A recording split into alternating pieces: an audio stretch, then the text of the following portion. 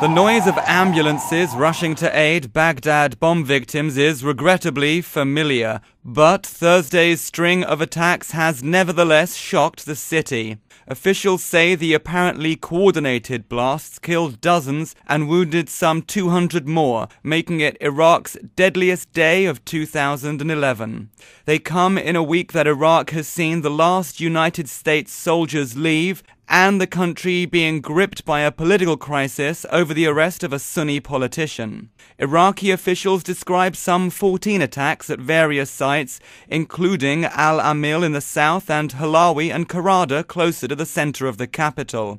Analysts say the level of coordination indicates the hand of Al-Qaeda in Iraq, a mainly Sunni insurgent group.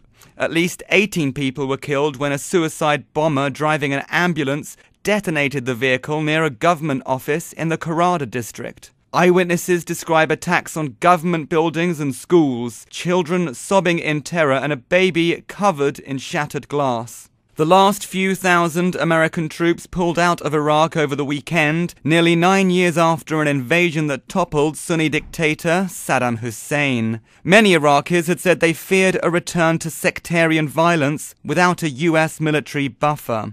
And only days after the withdrawal, and Iraq's fragile power-sharing government is grappling with its worst turmoil since it was formed a year ago. Shiite, Sunni and Kurdish blocs share out government posts in an unwieldy and divisive system. The bombings were the first sign of rising violence since Prime Minister Nouri al-Maliki moved to sideline two Sunni Muslim leaders.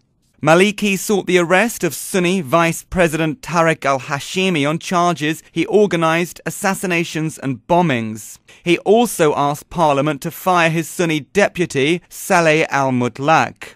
Steps against the senior Sunni leaders are stirring sectarian tensions because Sunnis fear the Prime Minister wants to consolidate Shiite control of Iraq. The Sunni minority has felt marginalized since the rise of the Shiite majority in Iraq since the 2003 invasion. Violence in the country has ebbed since the height of sectarian tensions in 2006 to 2007, when suicide bombers and hit squads targeted Sunni and Shiite communities in attacks that killed thousands. For an assessment of these latest bombings, I spoke with Nyresa Cama, an analyst for the Risk Advisory Group, a private firm that provides risk assessments. I started by asking her whether there was any reason to doubt that the Sunni-led Al-Qaeda group was behind Thursday's bloodshed.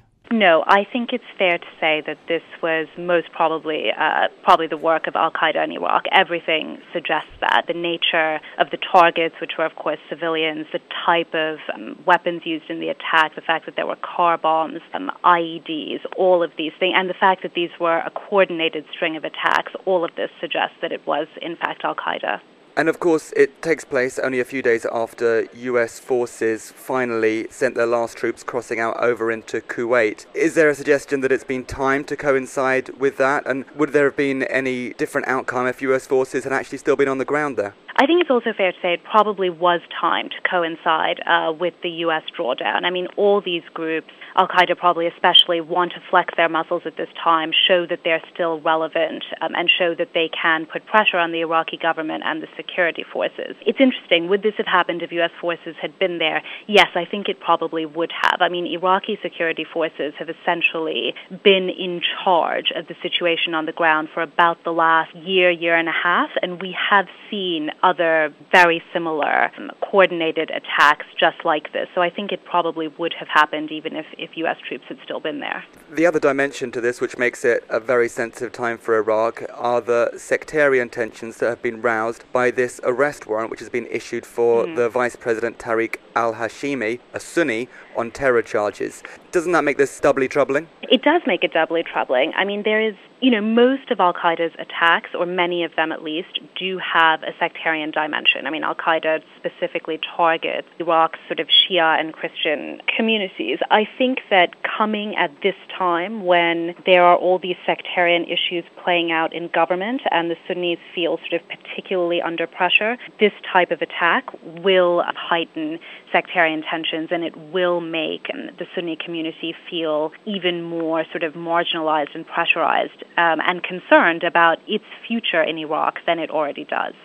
The big fear that was being expressed in Washington was that when US forces would pull out, then Iraq would return to very, very serious terrorist attacks and fall into sectarian chaos. Is this what we're seeing, or is it too early to say? I think it's a bit early to say. There are really two things that I think will determine that. The first is how are Shia militia groups going to respond? So far, what they've been doing, what we've seen over the past few months, really the past year, I would say, is that they have sort of turned their weapons against U.S. interests in Iraq, so U.S. convoys, U.S. bases. Now, are these Shia groups now going to turn around and begin attacking Sunni interests and Sunni neighborhoods?